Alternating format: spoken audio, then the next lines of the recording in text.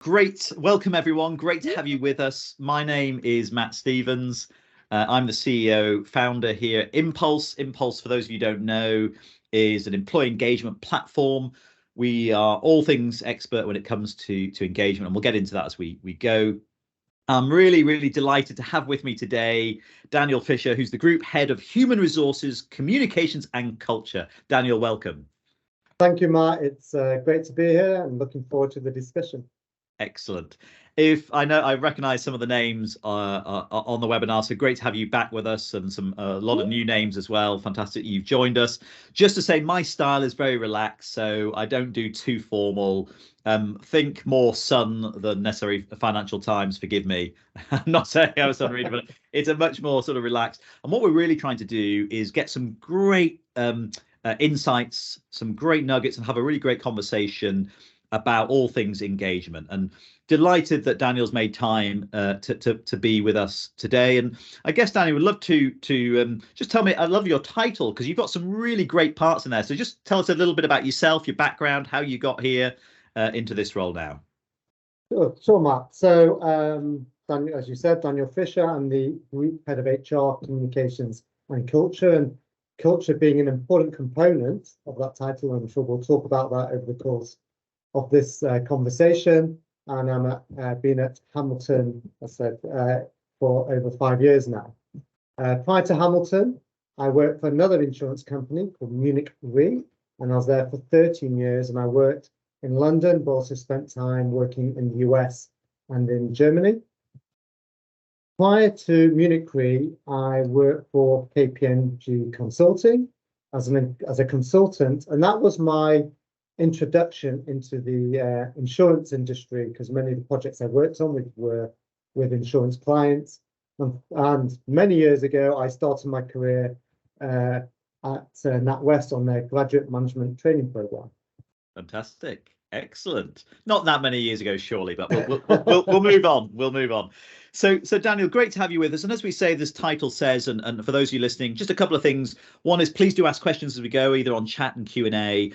And secondly, I'm really excited to say, and you already heard there, Daniel's got a great pedigree, some great history, and you're really excited to sort of get into some of what he's been doing, particularly at Hamilton over the last 2 or 3 years around this. How do you improve the culture and actually use engagement as one of your key levers to do that?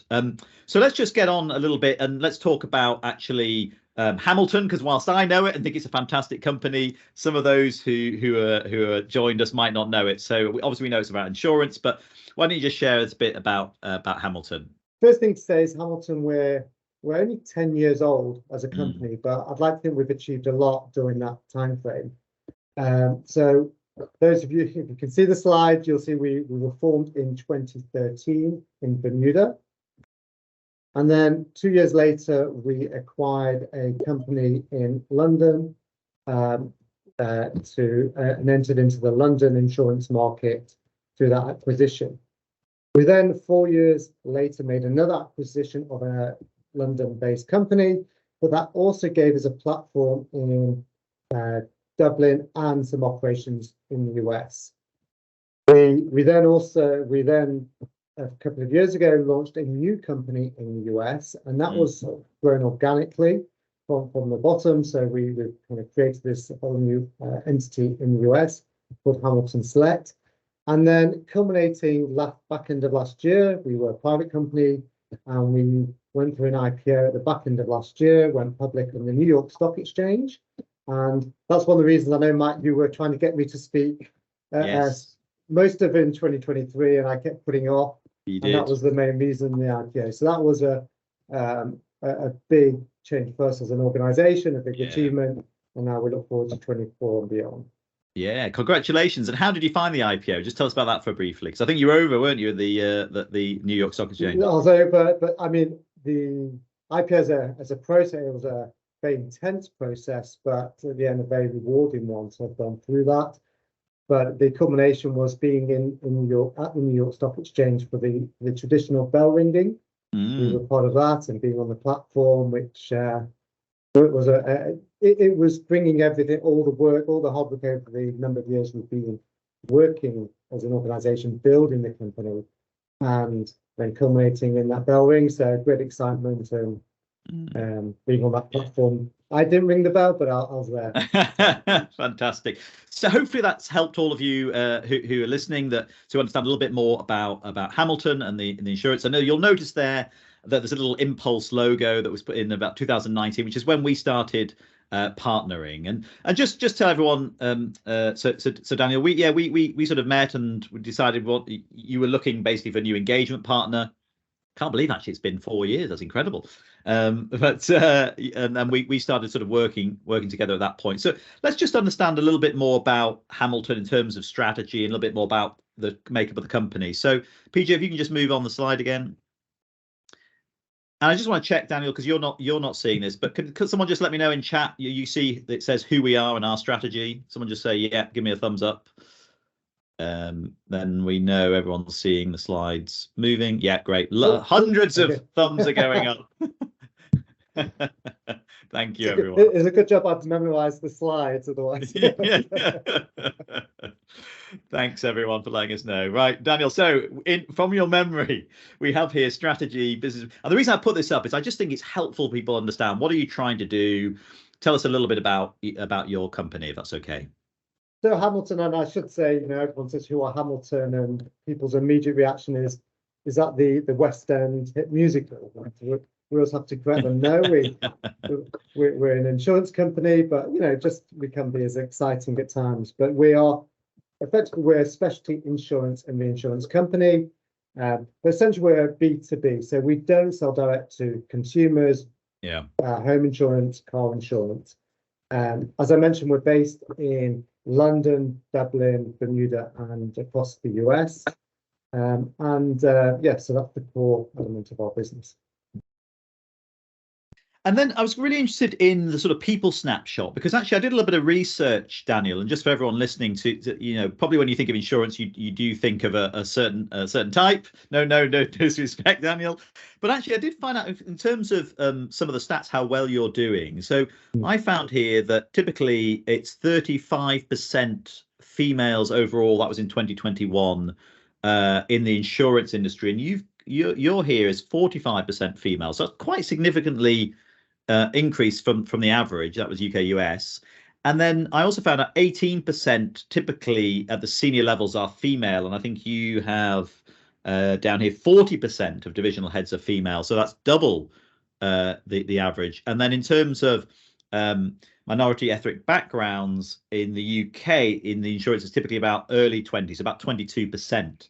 And you are 27%. So tell us about that, because that's quite interesting in terms of makeup. You're already sort of at the bleeding edge of your industry. Yeah, so what I'll do, respond to that, is if you see on our business imperatives, you'll notice that highlighted is one called Magnet for Talent. And that's a key, we see that as a very key business imperative for us. Because in the insurance industry, which like many industries, very competitive, especially for talent, and to really succeed, you need to have the best talent. And we think very carefully about how do we do that? How do we ensure we are recruiting, retaining, developing all the best talent? And that's where the engagement plays a part, and we'll talk about that in a moment. Yeah. But linked to that is the whole DEI component. By having Magnet for Talent, we need to be open to all employees, and it's been at the core of the organization very much from the outset of the organization.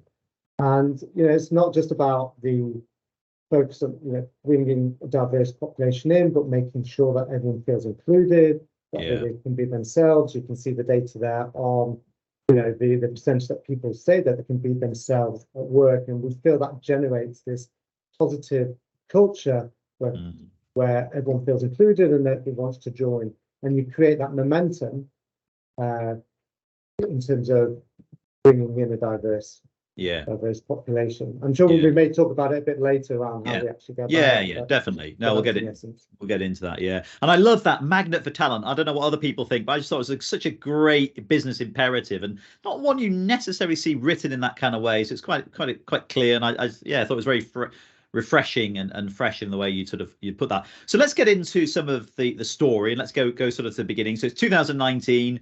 You came to see us. We'll move slides on. And he said, look, we want to really use engagement to help us be a bit of a magnet for talent, to help us understand what's going on in the culture, what we can improve, what we can do differently. And again, I'm sure everyone listening who's online will understand that too, that's a key part of engagement really, is how can it help improve your culture so ultimately you can be that magnet for talent. So what we've got here, just for everyone to see, is Daniel really helpfully and really honestly said, look, I just want to share some of the questions that we asked at the beginning, show a little bit about the emotions that we ask, but to take us back to 19 and sort of the journey that you went on with us at the beginning. So 2019, well, first, for understanding how the survey worked, and what we liked about the survey, that the first premise was around emotion, how people were feeling, and the concept that emotion links to overall engagement. And for Matt, you'll do a far better job than me explaining the psychology behind all of that. Yeah. But we really like that idea around asking our employees, how are you feeling? How does it feel to work at Hamilton? And being the basis for then all the other questions.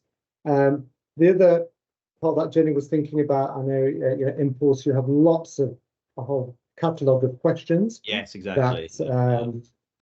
That can ask, but we were very clear. We didn't want to overcomplicate it, keep it simple, and just focusing on a number of core questions. And we worked with you and your team around what was it we were trying to get at, what were the areas we wanted to address, and then thinking about those questions that would help us understand the feelings of our employees better. Yeah. If my memory is correct, and just for everyone listening, the way our view is, look, we understand the global factors of engagement, but what we need to do is then tailor that to the company's journey and strategy and what it's trying to achieve. And so, as you said, we got the libraries of sort of here are all the factors: line manager, senior leadership, communication from the organization, and then and the questions underneath those. But then it's working out actually what is the most helpful questions, not necessarily right and wrong, I don't necessarily like that language, but the most helpful for you to be focused on in what you're trying to achieve as a business. The emotions, as you say, stays the same. But my memory is, Daniel, and just for everyone listening, that's quite a change to go, let's actually ask how people are feeling and the emotions. Can you remember back and how that landed with your exec and the employees? Yeah, we may talk about, touch on that a bit later when we talk around how we've adapted the survey to meet for that. But at first it was a change. I think there was a bit of intrigue, what's all this about, and what are you really asking? But I think now it's very much embedded into the organization and everyone understands it. I think one thing the other thing to say, talking about adapting to the organization, you'll see at the bottom of the slide that there were different emotions and questions asked in relation to the pandemic. And that's where we reflected and wanted to understand it with how our employees were feeling and their mindset at the time of the pandemic. So we've moved away from our core questions and core emotions to our specific ones that we thought were important around the pandemic. And that then we were able to flex what we were thinking and doing to support our employees through that time. Yeah, fantastic. So let's get into the meat of the conversation. Let's look at actually what's happened. So if we move on the slide, and just as we're about 20 minutes in, I want to also signpost to everyone, stick with us, because about 1:45, Daniel's going to share a couple of things. He's going to share one piece of advice for you as HR leaders about how to handle leadership teams. So I've set him up with this. I did give him a bit of warning. I said, Daniel, you're a doyen in the HR industry, so you've got some great experience. Why don't you share one piece of advice for HR leaders about how do you handle and help influence the leadership teams? Because I'm hearing that a lot. How do we influence them, particularly through this year, which is looking a little bit rocky, a little bit shaky. And then the second is he's going to share either a podcast, book, or YouTube that you should be watching or listening to. So, but here, let's get into the meat of the story. And so, again, thank you, Daniel, for being willing to share this and being so open. This just shows you the sort of, if you like, the journey through data, excuse me, that Hamilton have been on. And a couple of things I just want to highlight. is most importantly, actually very like all organizations, there was a real bounce during COVID. Then there was a dip that year after. That was consistent across all organizations. And then what's been really interesting is that really good, steady incline upwards, and what we'd call sort of a positive trending upwards, which actually has led to if you see the positive emotions line, has actually gone up 43% in the last 2 years. That's huge. That doesn't happen by accident, people. You have to do something to get that kind of increase. And if you look at the engagement index, so a core set of questions, which of the average of to get your engagement, it's gone up 16 percentage points over the last 2 years. Again, that's really statistically significant. And we would say only happens where there's really important work gone on internally to make change. So, Dan, I guess I'd love to get your view on this first, and what your views are, and then we'll get into, so what did you do? Sure. So the first thing to point out on this slide is the response rate, which you'll see trends at the mid to high 80s. And that's where, I think that in itself shows a level of engagement across the organization that staff feel that they want and can provide feedback. And we're very purposeful how we, go about getting that response rate. We do a lot of communications prior around why we ask, why we're doing the survey, during the survey, commenting about, where we're advising everyone where we are on response rates, and then importantly afterwards sharing the outputs. And one thing I really like about this survey is when a participant, a respondent,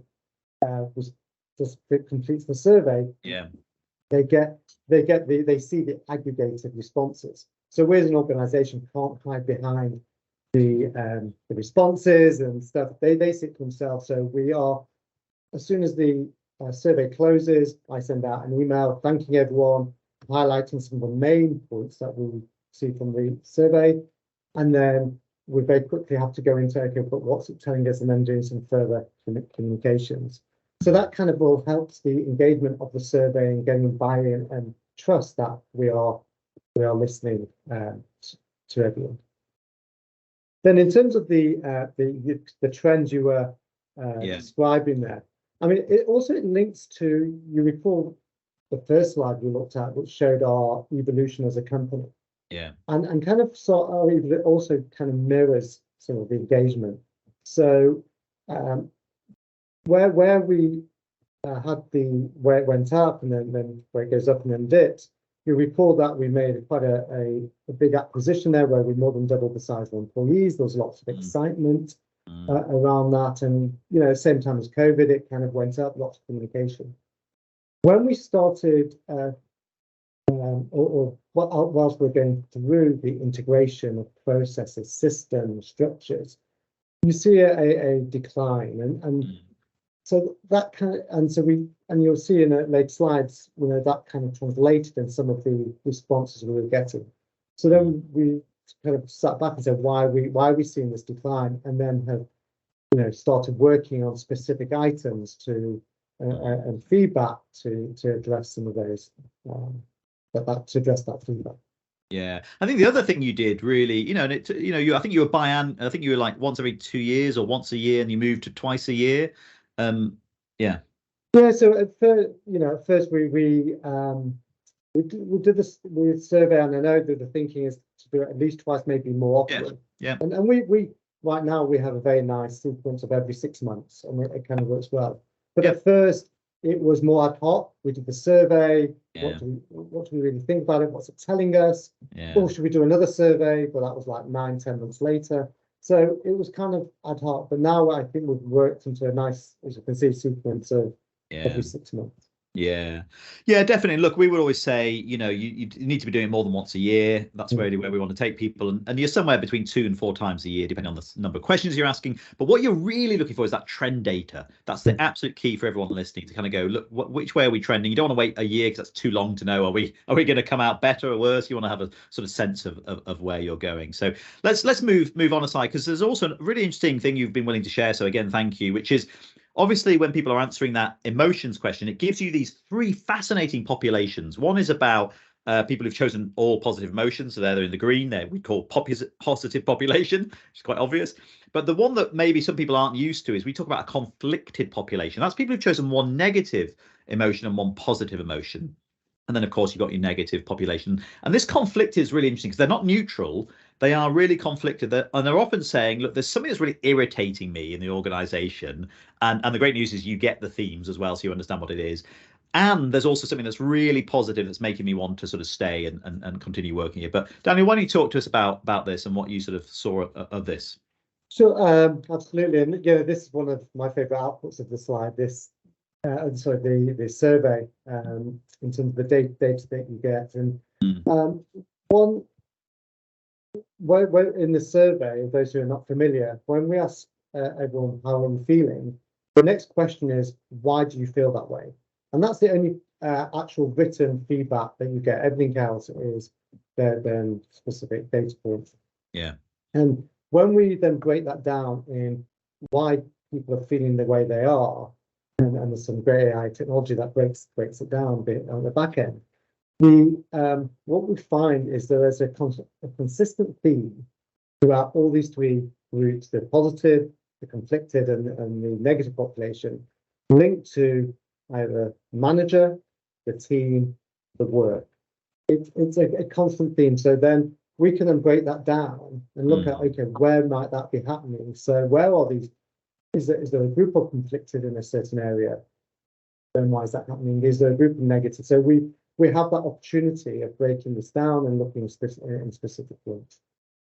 Yeah, I have memories of you being super excited about the platform and getting on it and just playing with all the data. Go, oh, look, I can see that here's where they're really grumpy or whatever, negative. Here's why and here's where. Right. So yeah, you could go and have some conversations with some of the exec about how their teams were doing.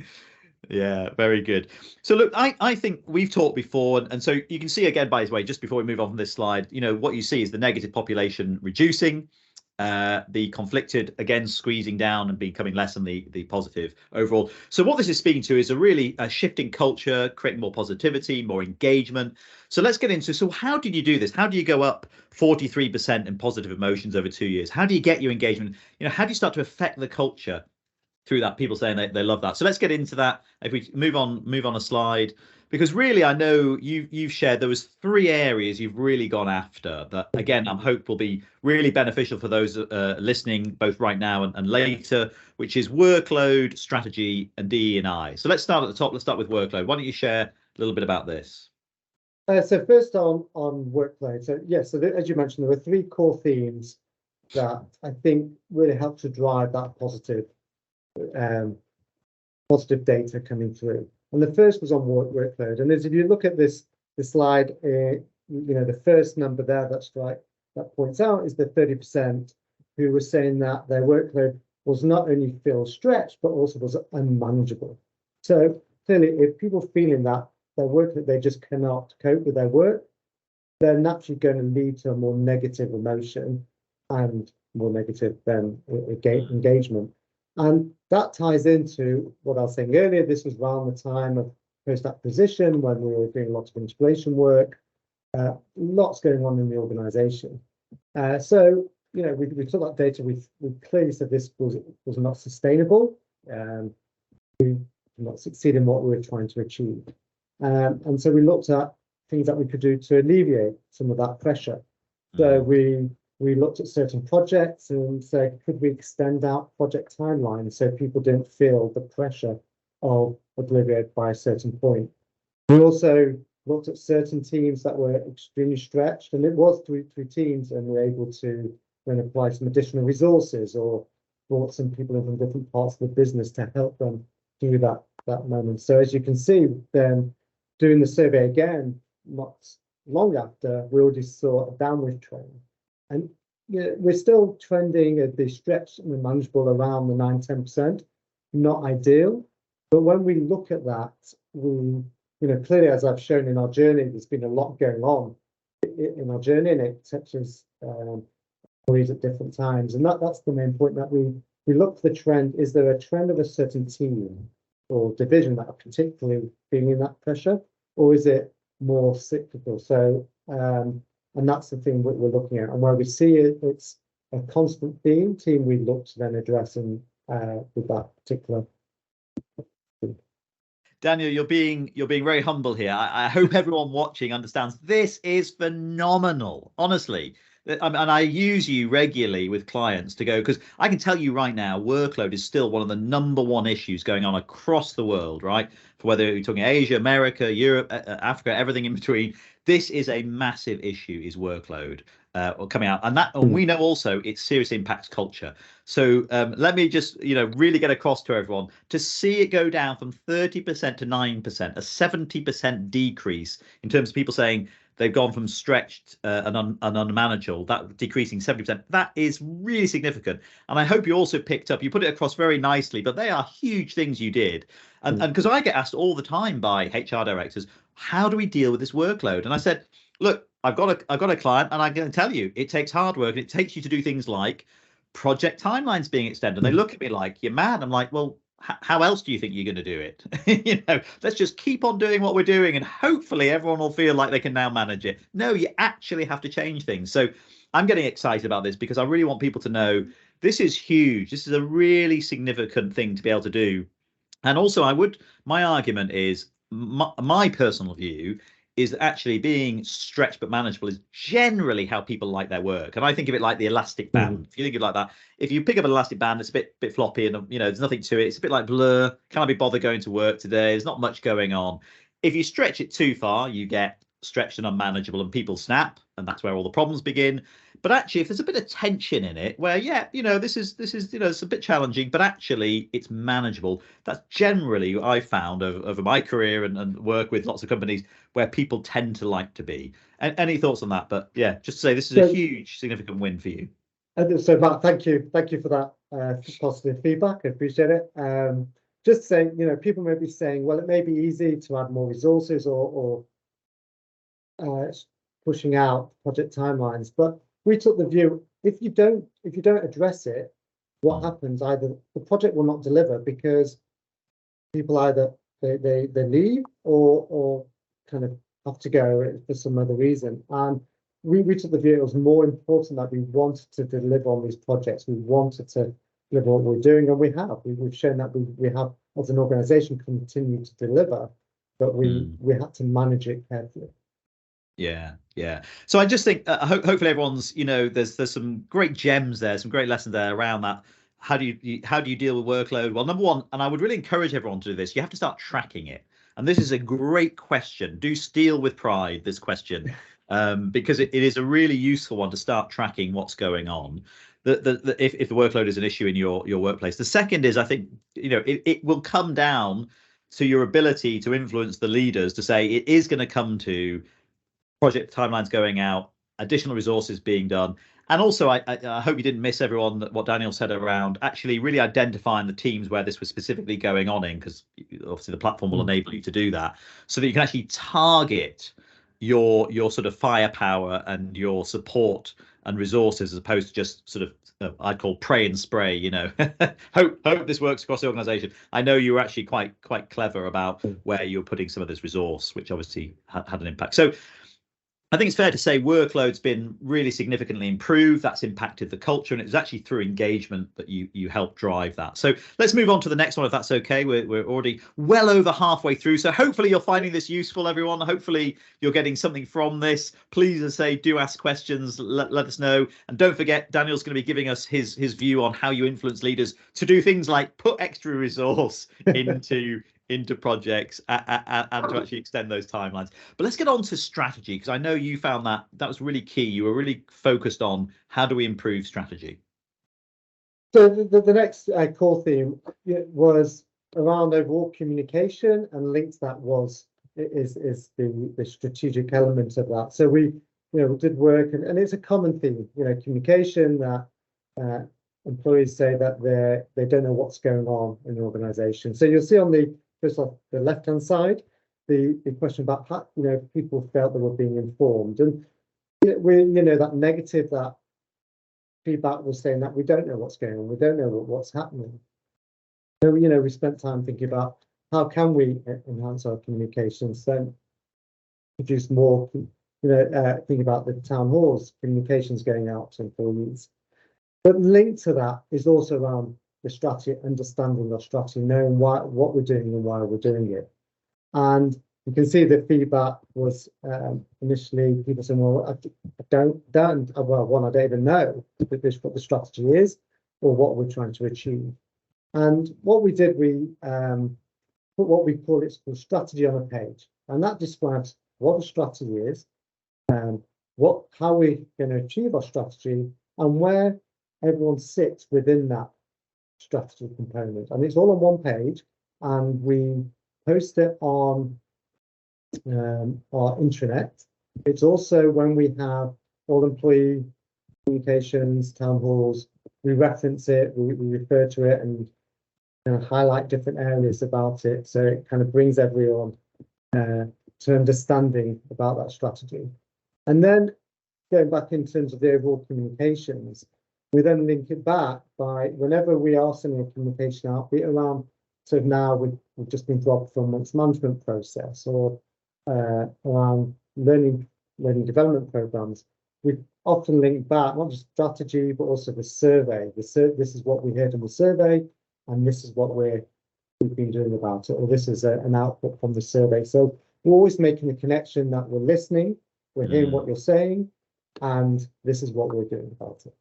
Yeah, I think I know from your journey, you've worked really hard at that sort of what we call two-way communication on the strategy. So it's not just the broadcast out, which is important and has a role to play, but it's actually about being accessible, being available, and constantly talking about it.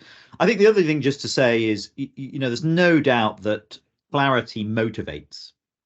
And again, I think this speaks to having more people being positive about how well informed they are about the strategy. It becomes very motivating because you know where you're going, you know why you're going there, and you want to go there typically.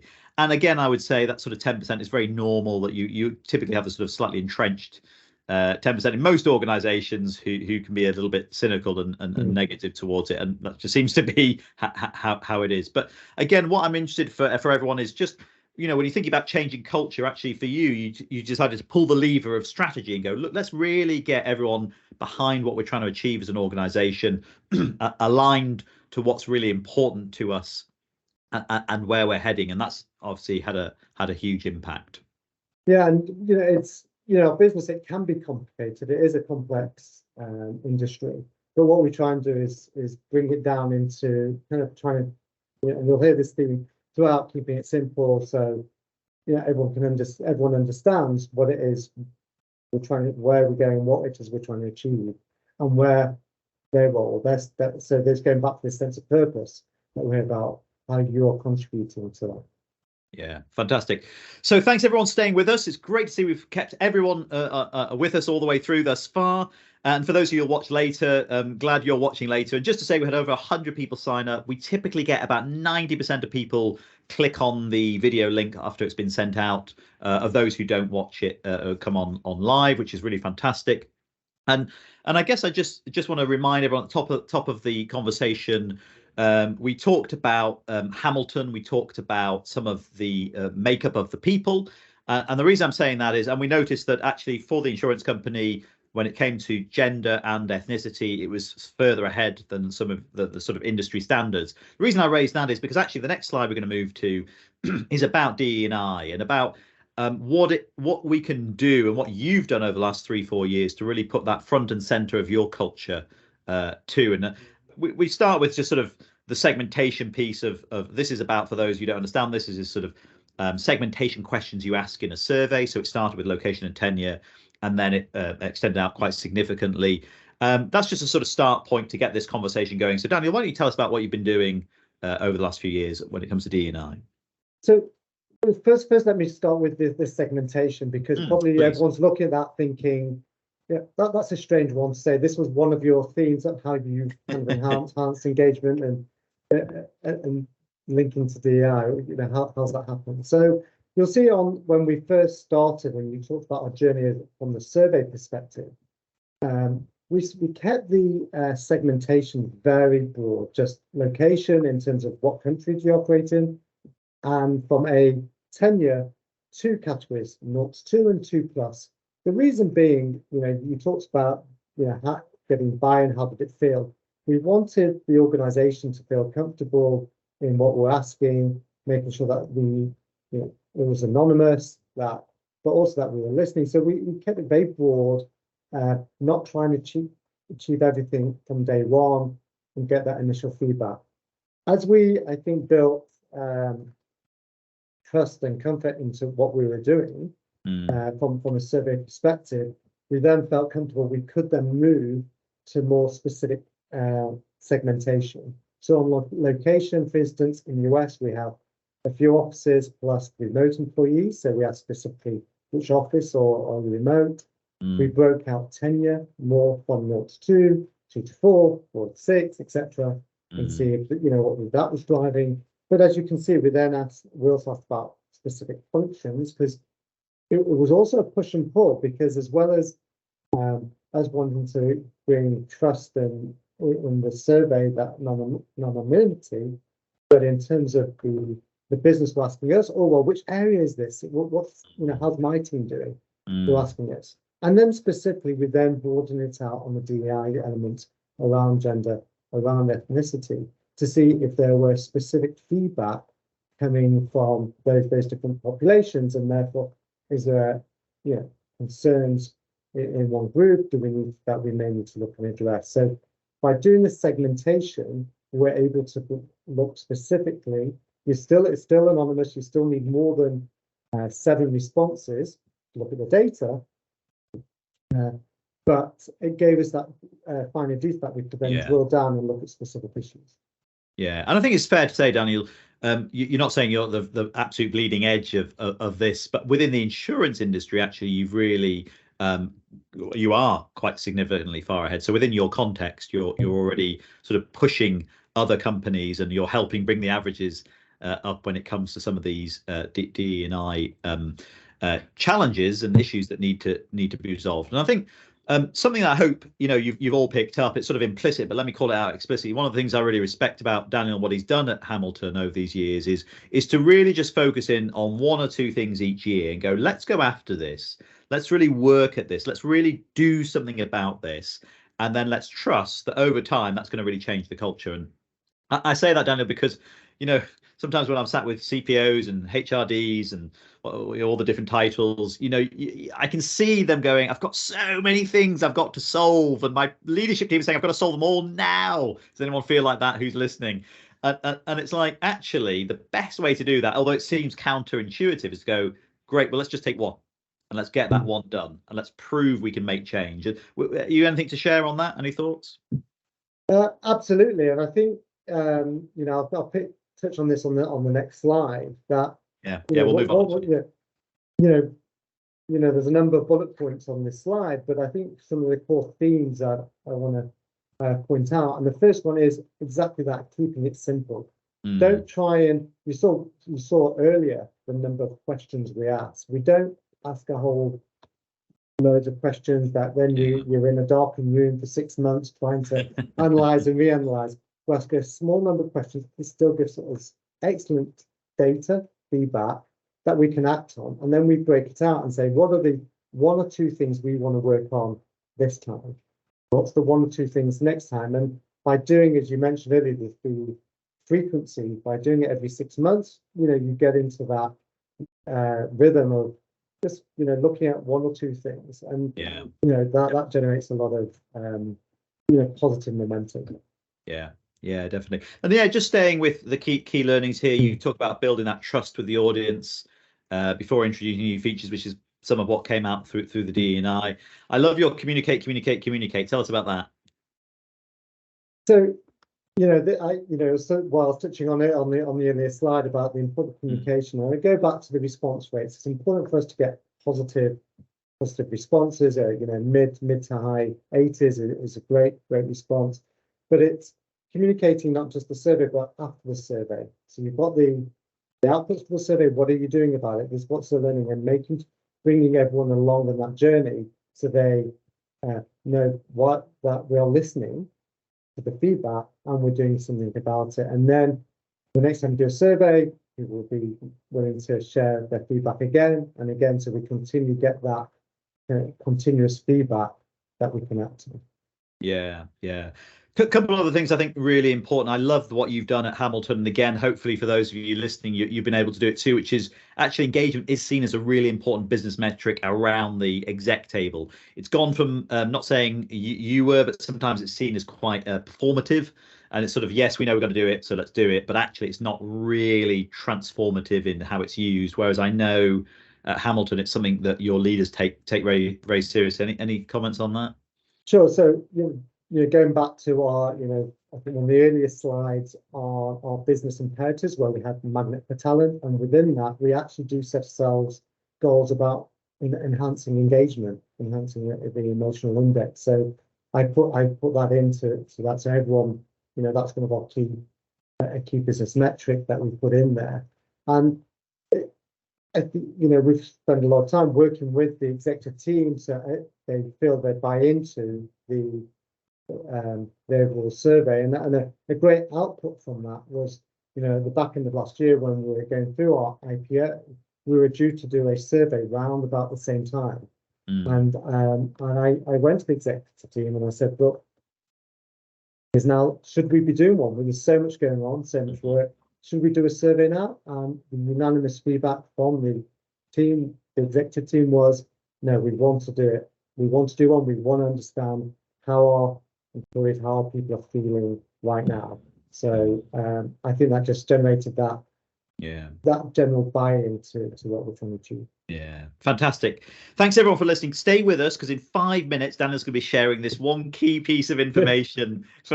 I'm building you up, Daniel. I'm building you up, and there's only one way when you've been built up. and also what you need to be listening to. But just as we bring this into to land, actually, let's continue, because this is, if you like, the beginning. The end of the beginning, and we're now moving on and really evolving our whole engagement strategy with you. So if we move slides, I think actually we start to show where we're going next, which is very, very exciting as a sort of the evolution of engagement and culture with us. So why don't you share a bit about this? Sure. So I see this as, if we look at this as building blocks from the bottom up. So that, as you said, the Pulse survey is kind of the starting point. What we've started working on looking at are the further integration through life cycle. What we mean by that, we're asking questions to our new employees, asking how was the recruitment process, how was the onboarding, and linking that, similar questions to the Pulse survey, linking it in.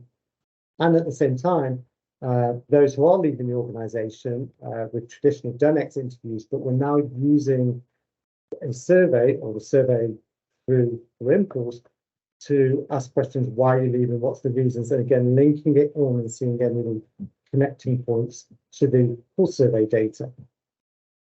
And that's also similar to what we've just started doing around 360-degree feedback.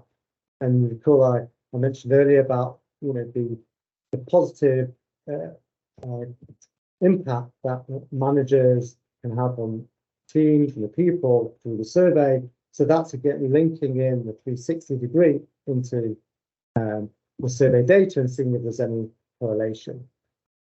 Ultimately, where we're looking to get to, bringing all this together into what we call smart HR data, and that's bringing in all this information together with other feedback, turnover data, absence, those key HR metrics, together with full business data, productivity, performance data, and to see the core drivers and bringing it all together. That's the ultimate vision, which we're getting to. Yeah, definitely. We're excited to be with you on that journey. Just a couple of things to add for those listening, that life cycle is key, because it starts to show you the overall employee experience view.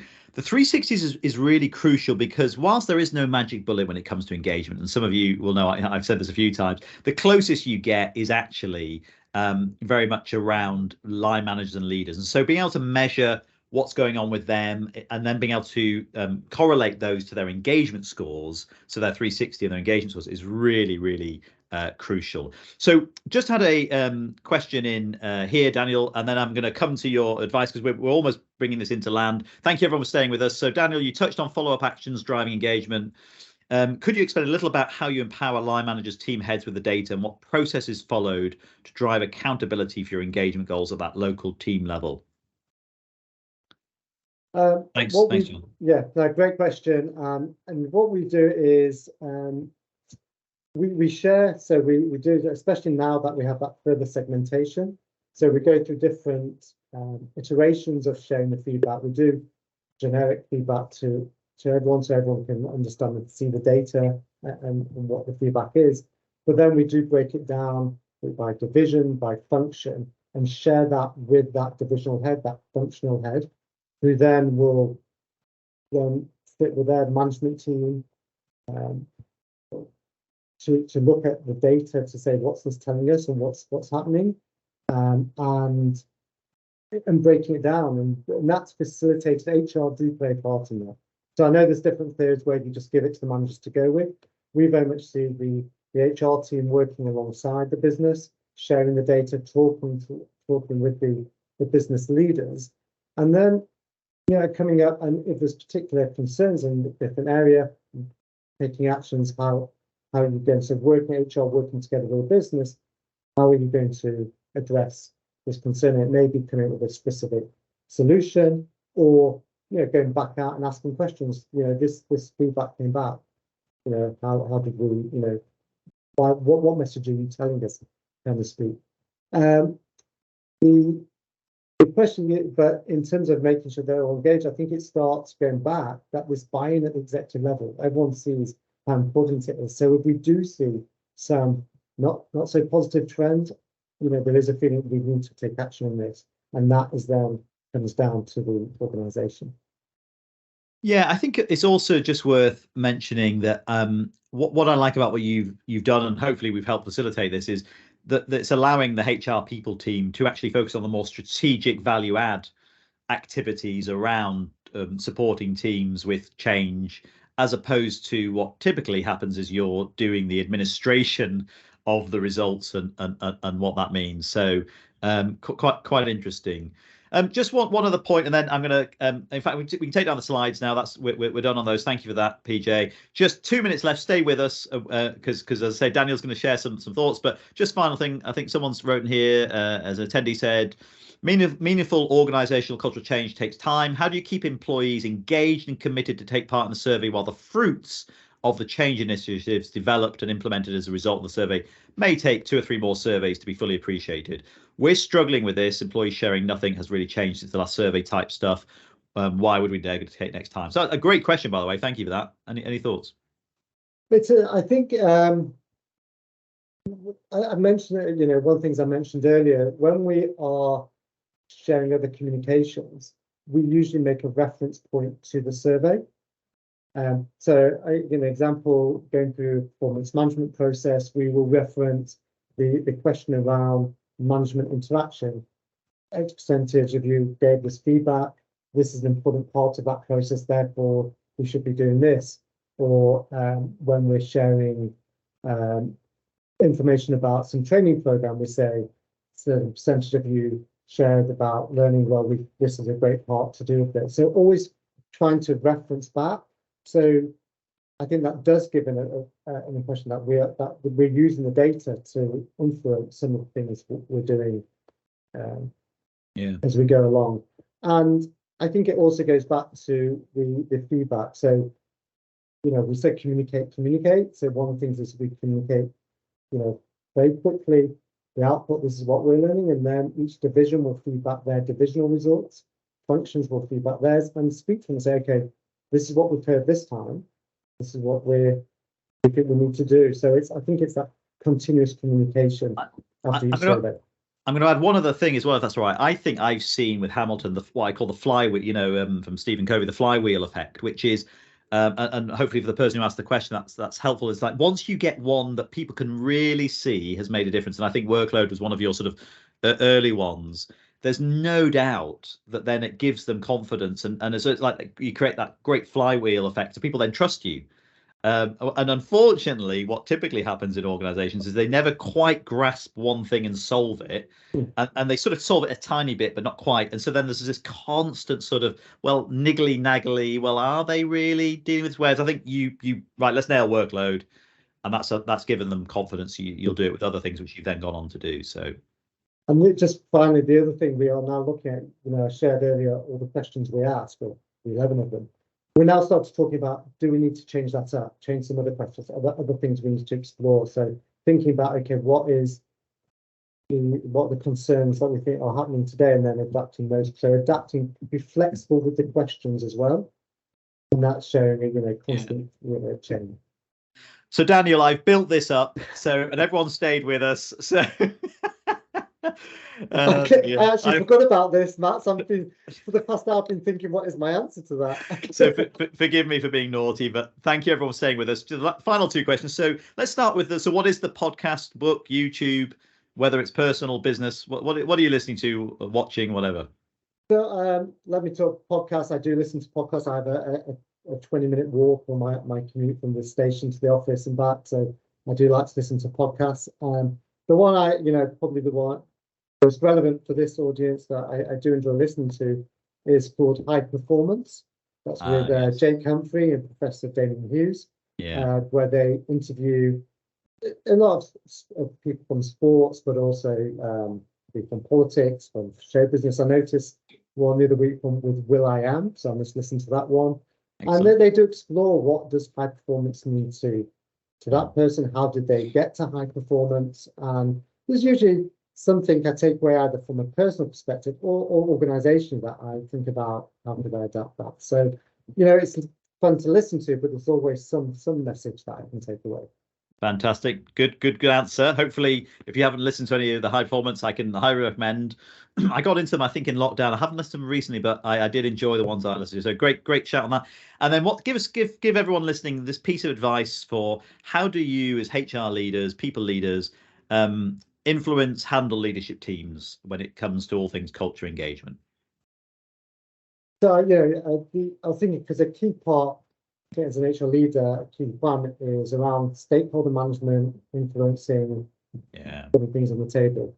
And for me, one of the main points is having an understanding of the business that you operate in, being able to talk the language and understanding. So what are the core drivers? What are the issues that will be facing from a business perspective, and then applying it to from an HR people perspective. I think coming at it from this is a people agenda item, therefore this is important to us, doesn't work. I think we need to take a step back. What are the issues happening in our business, in our industry? Okay, what do we need to do about that? And therefore, these are the people solutions that can address those. I found that's the best way to get those sorts of topics on the agenda. And I do know, talking to some of your team, how much time you really put into stakeholder management, which again, I would encourage everyone listening that it just takes time to really build those strong relationships. I know you've invested in heavily, so that then you can influence and you can have a voice at the table. So listen, Daniel, thank you so much for your time. Really appreciate it. I hope thank you to everyone who stayed on. I think we've 95% stayed all the way through to hear you and to bring us into the end. So I want to just say a big thank you from Impulse and from all the team. We love working with Hamilton and the journey you've gone on. Thank you personally for sharing today. Thank you to everyone for staying on, for listening. And for those of you listening later, be aware that one of our team will probably reach out, Lewis, or just say, how do you find it? What, any nuggets, any gems? We'd love to give some feedback to Daniel. I can see lots of fabulous thank yous coming in. Great session. Thank you.